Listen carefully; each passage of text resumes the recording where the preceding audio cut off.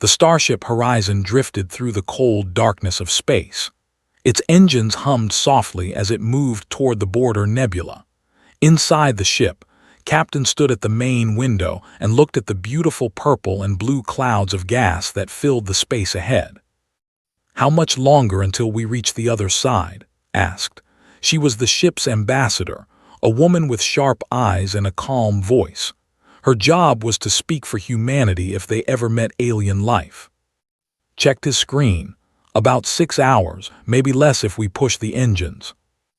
The Horizon was not a big ship. It carried only 47 humans. They were explorers, scientists, and dreamers. Earth had sent them to find new worlds, new resources, and maybe new friends among the stars. Nobody expected what would happen next. The first sign of trouble came as a small light on the control panel. It blinked red 3 times. "What is that?" asked. Before could answer, the whole ship shook. The lights flickered. Warning sounds filled the air. On the main screen, they saw something that made their blood run cold. Ships, hundreds of ships. They came from every direction, surrounding the Horizon like wolves around a wounded deer. But these were not human ships. They were strange and alien, with shapes that made no sense to human eyes. Some looked like giant insects. Others looked like floating crystals. Some had no clear shape at all. "This is captain of the Earth vessel Horizon," he said into the communication system. "We come in peace. We mean no harm." For a long moment there was only silence. Then a voice came through the speakers. It was cold and flat, like a machine trying to sound alive. "Earth vessel, you have entered Coalition space. You will stop your engines. You will prepare for boarding. You will not resist. Resistance will result in destruction." Looked at, she nodded slowly. "We understand," said. "We will comply." The engines of the Horizon went quiet. The ship floated in place as the alien vessels moved closer. One of them, a massive thing that looked like a silver mountain, came alongside the Horizon.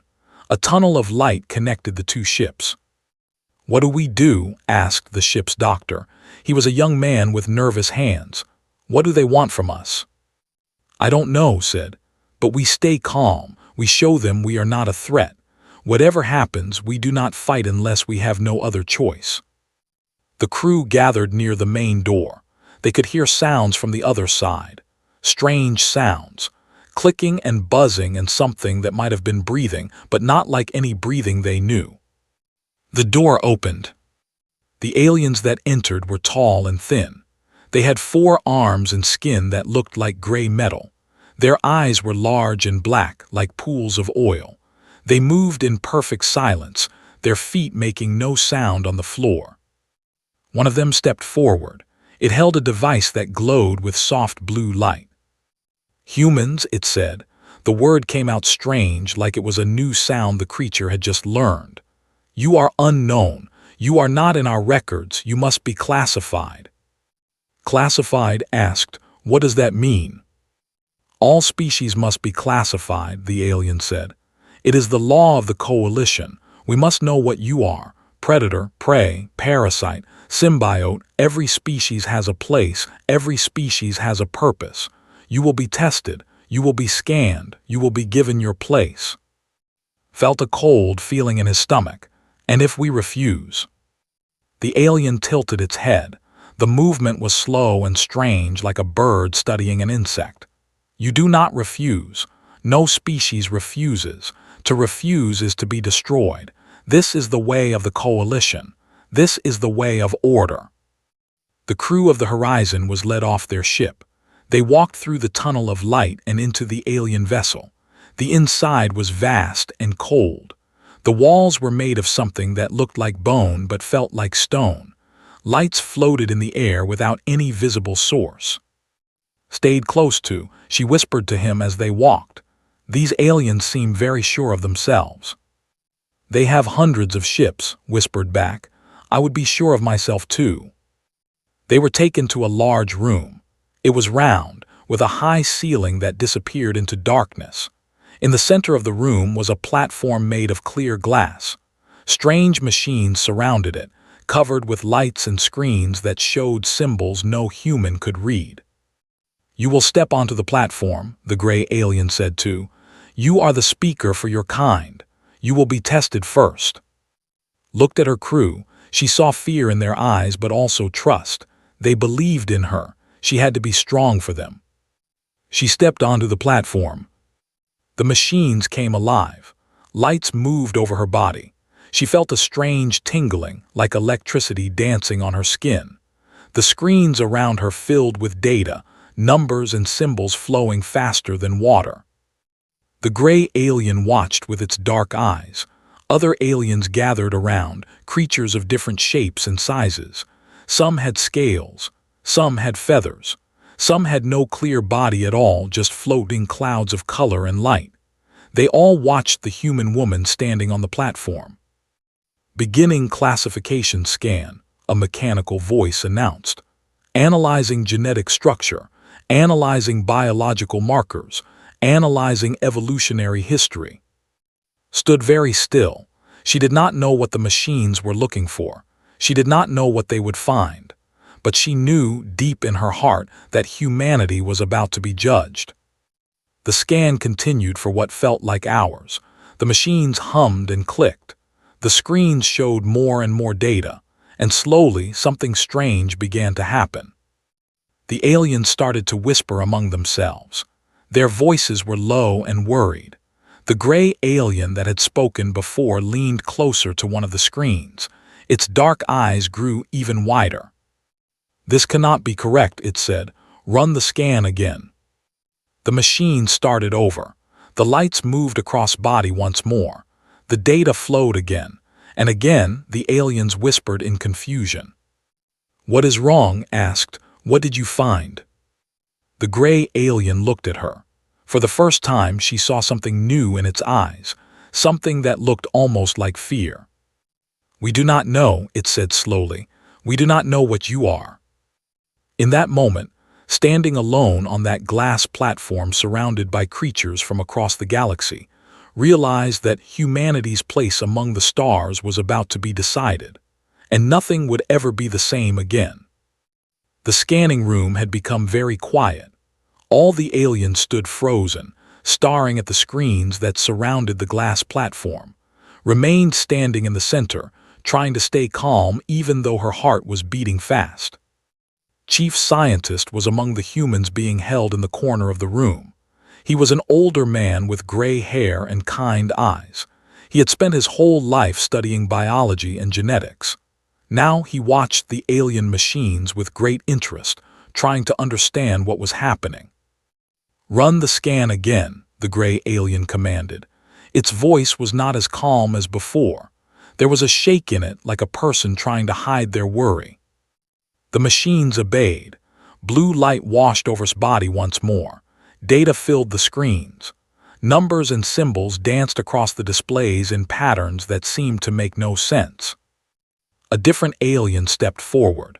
This one was shorter and rounder, with skin that looked like green leaves. It had many small eyes that moved in different directions. "The results are the same," it said.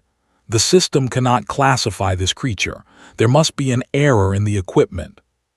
"There is no error," another alien said. This one floated in the air like a jellyfish, its body made of soft pink light. "I built these machines myself. They have never failed in 10,000 years." The gray alien raised one of its four arms. "Silence, we will try something different. Bring the deep scanner." The humans watched as a new machine was brought into the room. It was massive, carried by 6 aliens who struggled under its weight. The machine looked ancient, covered with marks and scratches from countless years of use.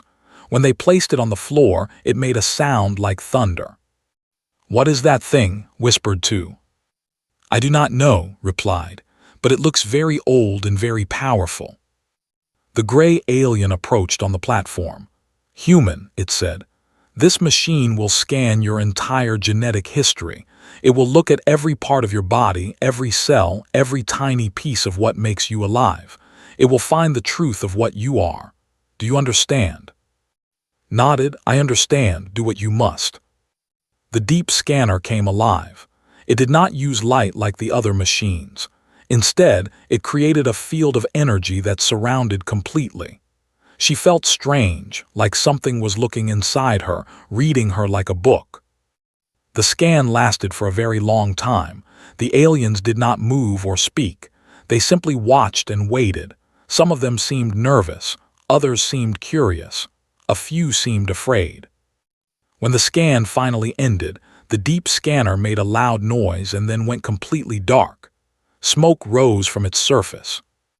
"The machine has burned out," the pink jellyfish alien said with surprise. "That has never happened before." "What did it find?" the gray alien demanded. "Show me the results." The screens around the room flickered. Then they all displayed the same thing. It was not numbers or symbols this time. It was words, written in the common language of the coalition. Classification attempt failed. Species human Earth. Predator markers present. Prey markers present. Parasite markers absent. Symbiote markers present. Result does not fit any known category. The aliens stared at the screens in silence, looked around at them, trying to understand what this meant. "How can this be?" the green alien asked. "Every species is either predator or prey. That is the basic law of life. How can they be both?" "Check for errors," the gray alien said again, but its voice was weak now. It already knew there were no errors. Stepped forward. The alien guards moved to stop him, but the gray alien raised a hand to let him pass. The old scientist walked slowly to one of the screens and studied the data. "I think I understand," said quietly. "May I explain?" The gray alien looked at him with its dark eyes. "Speak, human." Cleared his throat. "On our world we call ourselves humans. We evolved on a planet called Earth. Earth is not a gentle place. It has hot deserts and frozen mountains. It has deep oceans and thick jungles. Every part of our world is dangerous in its own way." He pointed to the screen. "You see predator markers in our genes because we are hunters. For millions of years, our ancestors hunted other animals for food. We have forward-facing eyes like all predators. We have teeth designed to tear meat. Our bodies are built to chase and catch and kill." The aliens listened in complete silence. "But you also see prey markers," continued. "This is because we were also hunted. Large cats, wolves, bears, and many other creatures saw us as food. We had to hide, run, and fight to survive. We developed fear responses, group protection, and the ability to sense danger. These are prey traits." The gray alien tilted its head. "But how can one species be both hunter and hunted?" "Because Earth does not allow anything to be just one thing," said. "On our world you must be everything to survive. You must hunt when you can and hide when you must. You must fight and flee. You must kill and protect. That is why humans are so hard to classify. We do not fit into simple boxes." The pink jellyfish alien floated closer. "What about the symbiote markers? What does that mean?" Smiled. "Ah, that is perhaps the most interesting part. Humans do not survive alone. We make bonds with other creatures. Thousands of years ago, we took wolves and made them into dogs. We took wild horses and made them carry us. We took small cats and let them live in our homes. We formed partnerships with animals, plants, and even tiny bacteria that live inside our bodies." "You take other species and change them?" the green alien asked. There was fear in its voice now. "We make them part of us," said. "Not by force but by bond. They help us and we help them. Together we become stronger than either could be alone." The room fell silent again. The aliens looked at each other, then at the humans, then at the screens. The data had not changed. The classification still read, "Does not fit any known category." Stepped down from the platform. Her legs were tired from standing so long, but she kept her back straight and her head high. "So what happens now?" she asked the gray alien. "You cannot classify us. What does that mean for my people?" The gray alien did not answer right away. It looked at the other aliens in the room as if searching for guidance, but none of them spoke. None of them knew what to say. Finally, the gray alien turned back to, "We must take this matter to the Coalition Council. They will decide what to do with your kind. Until then, you and your crew will remain here as our guests." "Guests or prisoners?" asked. The gray alien did not answer. It simply turned and walked away, its 4 arms hanging at its sides. The other aliens followed, leaving the humans alone in the scanning room with only the guards to watch them. The young doctor moved close to, "What do you think will happen to us?" Looked at the screens one more time. The words still glowed there. "Does not fit any known category." "I think," he said slowly, "that we have just shown the galaxy something they have never seen before, and I do not think they know whether to be amazed or afraid." Gathered the crew around her. They stood together in the center of that alien room, surrounded by strange machines and stranger guards. They were far from home, far from Earth, far from everything they knew. But they were together, and whatever came next they would face it as humans always had, not as pure predators, not as helpless prey, but as something in between, something that the universe had never seen before, something that refused to be put in a box. The classification might have failed, but humanity was only beginning to show the galaxy what it truly was. 3 days passed on the alien station. The humans from the horizon were kept in a large room with white walls and soft floors. They were given food and water, though the food tasted strange and the water had a blue color.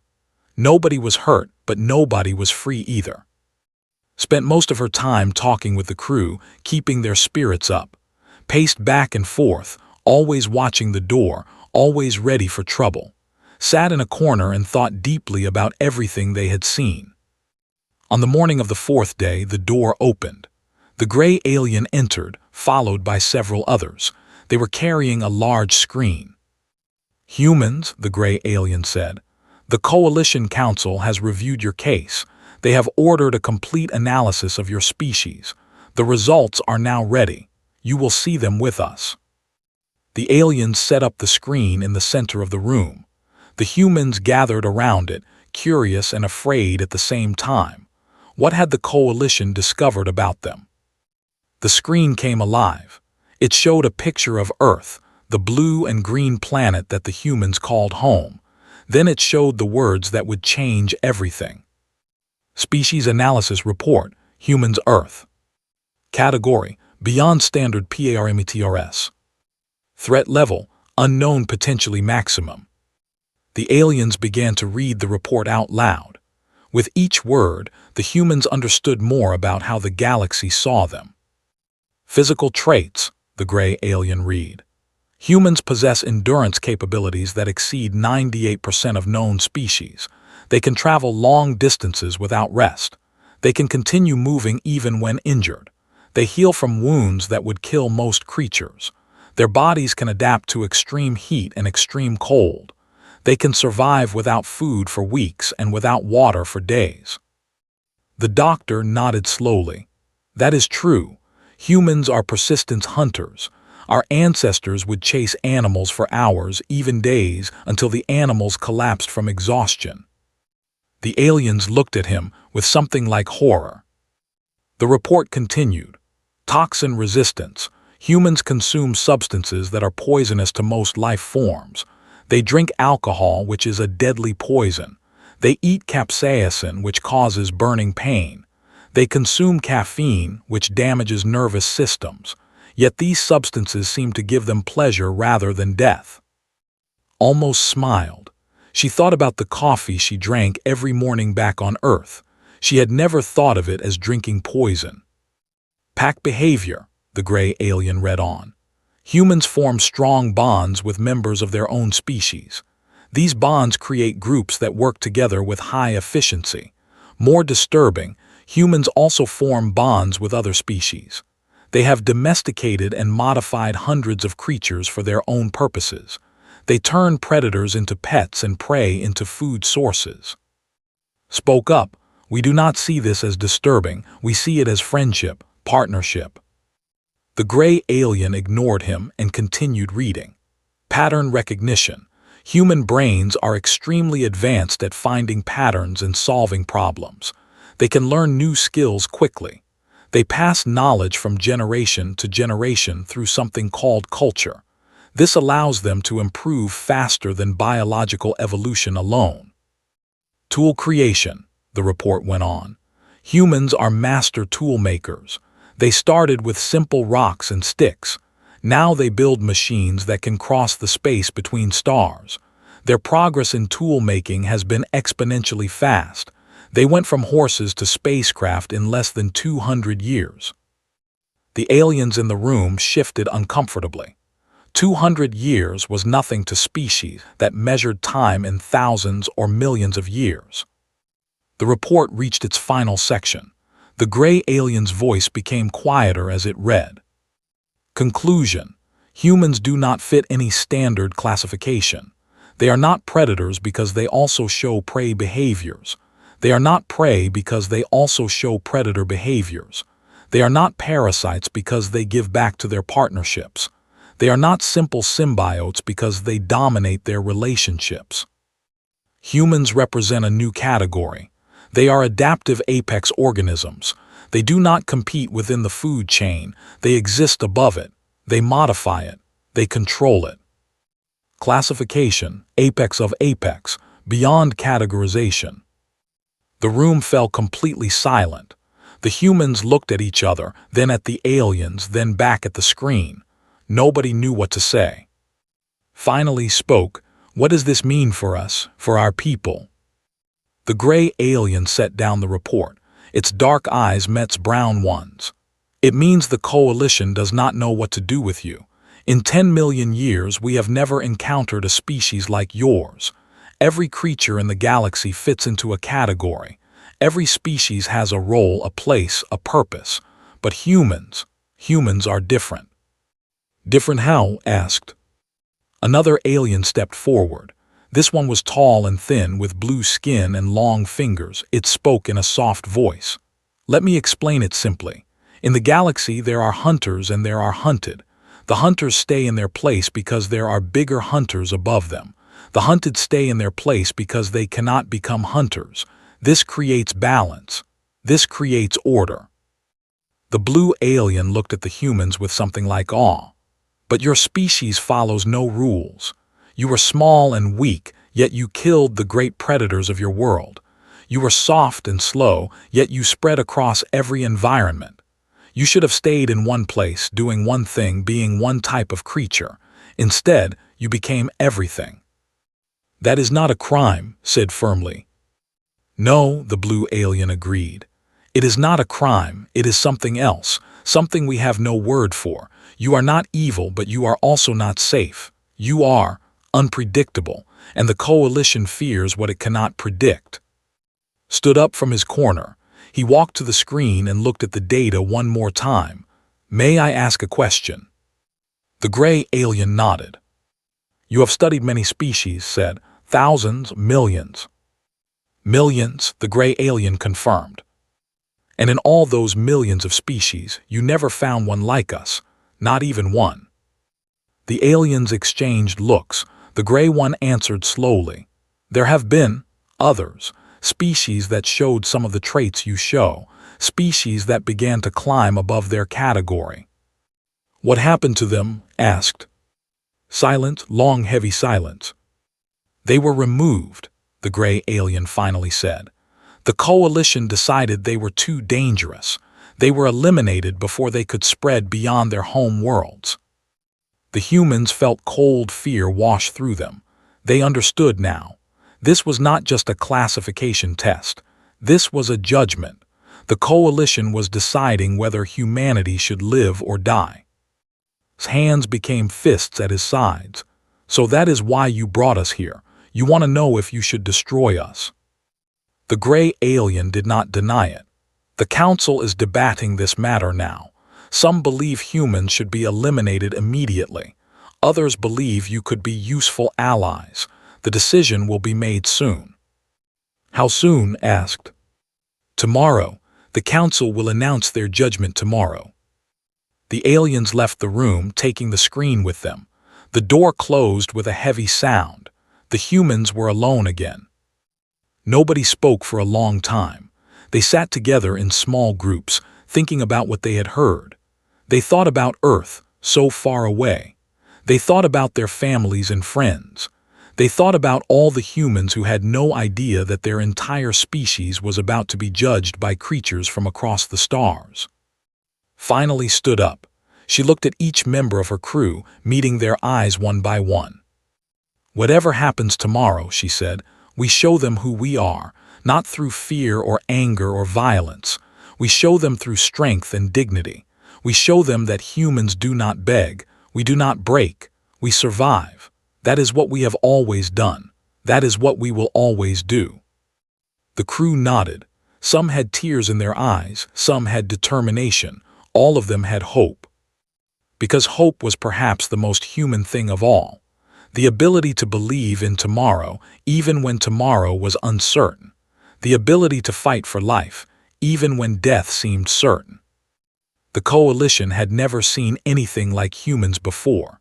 Tomorrow, they would learn just how true that was. The Coalition Council chamber was the largest room in the galaxy.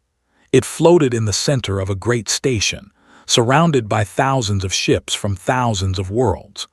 Representatives from every known species gathered here to make decisions that affected all life in the universe. Today, the chamber was full. Every seat was taken. Every screen was active.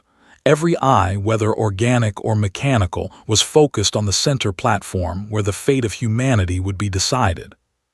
The gray alien, whose name was, stood before the assembly.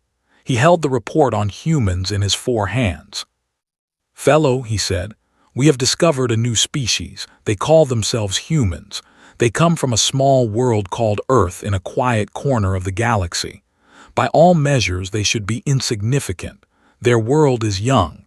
Their civilization is young. Their technology is primitive compared to ours." He paused and looked around the room. "But they are not insignificant.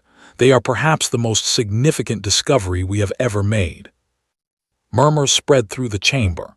Species that had been enemies for millions of years sat side by side, united by their curiosity and fear of this new unknown. "The humans cannot be classified," continued. "Our systems, which have successfully categorized every species in the galaxy, fail when applied to them. They are predator and prey. They are individual and collective. They are primitive and advanced. They are everything and nothing that we expected." A large creature with scales like armor raised one massive arm. "Then we should destroy them now, before they become a threat. This is what we have always done with dangerous species." "But are they dangerous?" asked another, a small being made entirely of crystal. "They have not attacked us. They came in peace." "Peace means nothing," the armored creature replied. "The creatures of old came in peace too. Then they spread across the stars like a disease. We had to burn whole systems to stop them. We cannot make the same mistake again." The debate grew heated. Species argued with species. Old alliances formed and broke. The chamber filled with voices speaking in 100 different languages, all translated by machines into one common tongue. Through all of this, the humans watched from a balcony above the chamber. They had been brought here to witness the judgment of their species. Guards stood around them, weapons ready, but the humans did not try to fight or run. They simply watched and listened. Among them was Lieutenant. She was young, barely 30 years old, but she had studied alien cultures her entire life. She had dreamed of this moment, of standing among creatures from across the stars. She had never imagined it would be like this. Raised his arms to silence the chamber. "Perhaps," he said, "we should hear from the humans themselves. Let them explain what they are. Let them speak for their species." The chamber fell quiet. All eyes turned to the balcony where the humans stood. Looked at her crew. "Who should speak?" Stepped forward. "Let me. I have studied how different species think. Maybe I can help them understand us." The guards led down from the balcony to the center platform. She stood there, a single human surrounded by thousands of aliens, and she did not show any fear. "My name is," she said. Her voice was clear and strong. The translation machines carried her words to every corner of the chamber. "I am a human from Earth. I will try to help you understand what we are." The armored leaned forward. "Then explain. How can you be both predator and prey? How can you be beyond classification?" Thought for a moment. Then she began to tell the story of humanity. "Millions of years ago," she said, "our ancestors were small and weak. They lived in trees, eating fruit and insects, hiding from the great predators of our world. They were prey, nothing more. But something changed. They came down from the trees. They stood upright. They began to walk on two legs across the open lands. This made them vulnerable. They could not run fast like the hunters. They could not climb quickly like the prey. They were caught in between." "So what did they do?" the crystal asked. "They adapted," said. "They found that they could walk for a very long time without stopping. Other animals could run faster, but they could not run as long. Our ancestors learned to chase their prey for hours, even days, until the prey collapsed from exhaustion. We became the hunters that never stopped." The chamber was completely silent now. "But we did not stop there," continued. "We learned to make tools, first rocks, then spears, then bows and arrows. We learned to use fire, which frightened every other creature on our world. We learned to make clothes, which let us survive in cold places where nothing else could live." She looked around at the alien faces watching her. "We took wolves, the great hunters of our world, and we made them our friends. We called them dogs. They helped us hunt. They protected our children. They became part of our families." "You enslaved them," the armored said. "No," replied firmly. "We partnered with them. They chose to stay with us because we fed them and cared for them. It was a deal that helped both sides.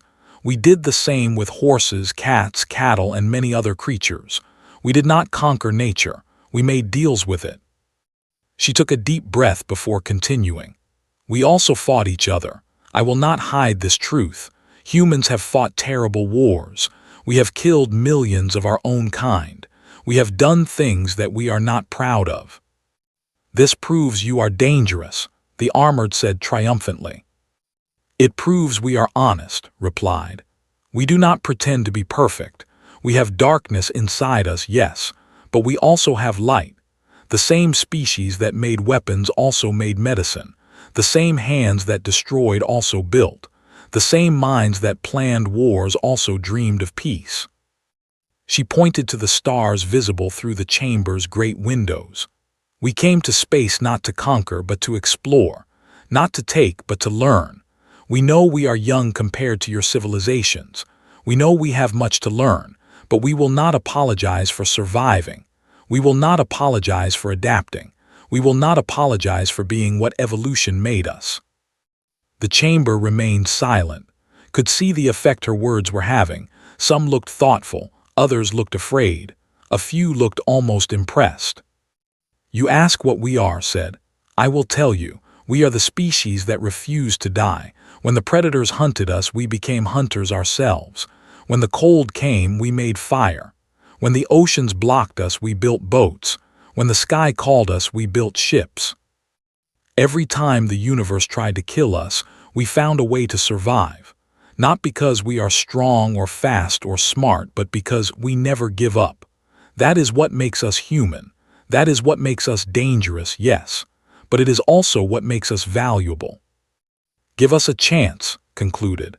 "Let us show you what we can be, not as threats to be eliminated, but as partners to be welcomed. We have so much to learn from you, and perhaps, in time, you will find that you have something to learn from us." She stepped back and bowed her head slightly, a gesture of respect that she hoped the aliens would understand. For a long moment nobody moved, nobody spoke. The chamber was frozen in time, processing everything they had heard. Then slowly nodded. "Thank you, human. Your words have given us much to consider. The council will now deliberate. The judgment will be announced tomorrow." The guards led back to her crew, put a hand on her shoulder. "You did well," she whispered. Looked back at the chamber full of aliens, all watching her, all trying to decide whether her species should live or die. "I hope it was enough," she said. As the humans were led away, they did not see what happened next. They did not see the whispering to each other with fear in their eyes. They did not see the armored one sit back in his seat, suddenly quiet and thoughtful. They did not see the crystal turn to and ask, in a voice filled with wonder and worry, "What have we found? What have we awakened?" And they did not hear answer, spoken so softly that only those nearest could hear. "I do not know, but I think the galaxy will never be the same." The night cycle on the station passed slowly. The humans did not sleep. They sat together in their holding room, talking quietly, sharing memories of Earth, and wondering what tomorrow would bring. In the council chamber, the debate continued without rest. Species argued and disagreed. Some demanded the destruction of humanity. Others called for peaceful contact. A few suggested simply leaving the humans alone and pretending they had never been found. But one had not yet spoken. He sat in the highest seat at the very top of the chamber, watching everything with ancient eyes. His name was Elder Wu, and he was the oldest living being in the coalition. Elder Wu was not from any planet. He was born in space, on a ship that no longer existed, to a species that had mostly died out long ago. He had lived for 12,000 years. He had seen empires rise and fall. He had watched stars be born and die. He had witnessed things that no other living creature remembered. And now he watched the debate about humanity with growing concern. When the morning cycle began, called for silence. "The debate must end," he said. "We must vote on the fate of the human species. But first, I ask if any has final words to share." For a long moment, nobody spoke. Then slowly, Elder Wu rose from his seat. The chamber fell completely silent. Elder Wu rarely spoke. When he did, everyone listened. The ancient being floated down from his high seat to the center platform. His body was thin and fragile, held together more by technology than biology. But his eyes were sharp and clear, filled with thousands of years of wisdom. "I have heard your arguments," Elder Wu said. His voice was soft but carried to every corner of the chamber. "Some of you want to destroy the humans. You fear what they might become. You remember the mistakes of the past, the dangerous species we failed to stop in time." He paused and looked around the room. "Others want to welcome them. You see potential in their adaptability. You think they could be valuable allies in the struggles to come. Both of you are wrong." Murmurs of confusion spread through the chamber. Elder Wu raised a thin hand for silence. "You are wrong because you still do not understand what humans truly are. You classify them as apex predators. You call them beyond categorization.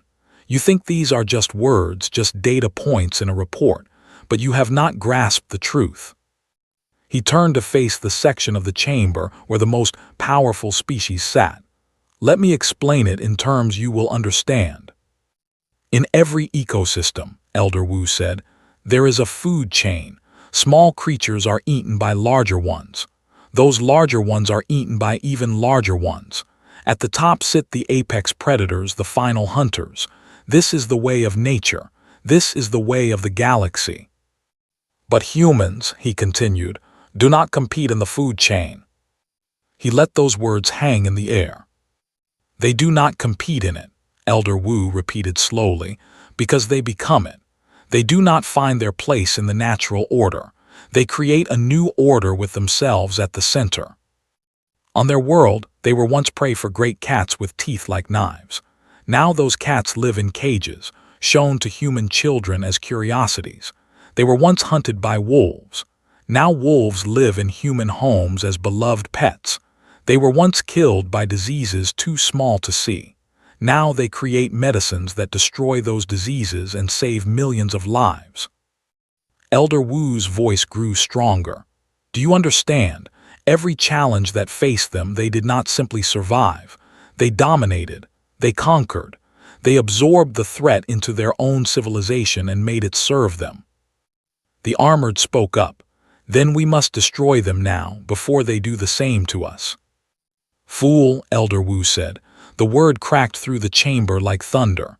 If you attack them, what do you think will happen? The armored said nothing. I will tell you what will happen, Elder Wu continued. They will die, many of them, perhaps most of them. You might even succeed in burning their planet to ash. But some will survive. Some always survive. They will escape on ships or hide in deep caves or find some other way to continue. This is what they do. This is what they have always done. And then they will remember. Humans have long memories. They write down everything. They pass stories from parent to child for generations. 1,000 years from now, 10,000 years from now, they will still remember that the coalition tried to destroy them. Elder Wu looked directly at the armored. And then they will come for you, not in anger but in cold calculation. They will study you. They will learn your weaknesses. They will take their time. And when they are ready, they will erase your species from the galaxy as easily as they erase the great predators from their world. Silent, complete and total silence. That is what you risk, Elder Wu said. Not a war, a hunt, and this time we would be the prey. He turned to face the whole chamber once more. I have lived for 12,000 years. I have seen many species, but I have never seen one like this. They should not exist. Evolution should not create something that can adapt to anything, survive anything, overcome anything. It goes against every law of nature we know. And yet here they are, humans, impossible creatures from an unremarkable world, and we must decide what to do with them. He floated back toward his seat, then stopped and looked over his shoulder.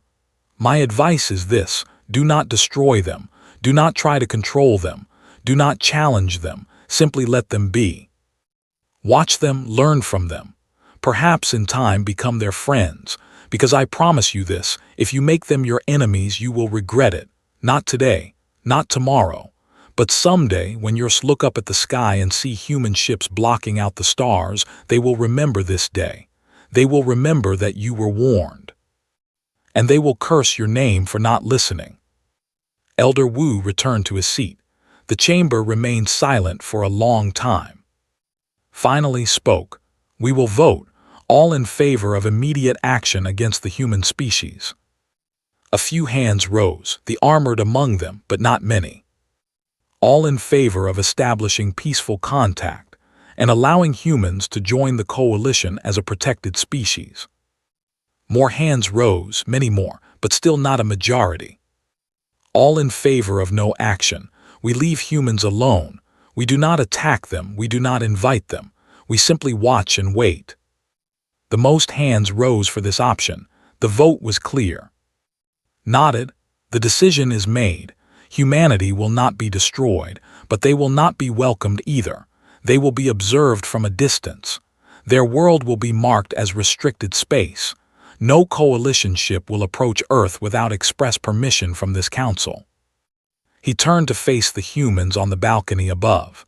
You will be returned to your ship. You will go home. You will tell your people nothing of what you have seen or heard here. Step to the edge of the balcony, and if we cannot keep this secret. Hesitated, it was Elder Wu who answered. Then tell them the truth, the ancient being said. Tell them that the galaxy has seen what they are. Tell them that we are afraid. Tell them that for the first time in 10 million years, the coalition does not know what to do. He almost smiled. Tell them that they have achieved something no species has ever achieved before. They have made the universe uncertain. The humans were returned to the horizon. The alien ships escorted them to the edge of coalition space and then departed without another word. The crew of the horizon looked back at the stars they were leaving behind, then forward at the stars that led home. Set the course for Earth, sat in the captain's chair thinking about everything that had happened, and talked quietly about what they had learned, checked on the crew making sure everyone was healthy and calm. And somewhere behind them, in a chamber floating among the stars, thousands of alien species were coming to terms with a new truth. Humanity was not a predator. Humanity was not prey. Humanity was something new, something unprecedented, something that changed everything just by existing. The galaxy had classified billions of species over millions of years. But today, for the first time, the galaxy had found something it could not classify. Something beyond categorization. The apex of apex. And now that something was going home, carrying with it the knowledge that the universe was watching. The stars would never look quite the same again. But that was fine. Humans had always looked up at the stars and wondered what was out there. Now they knew. And now the stars knew about them too.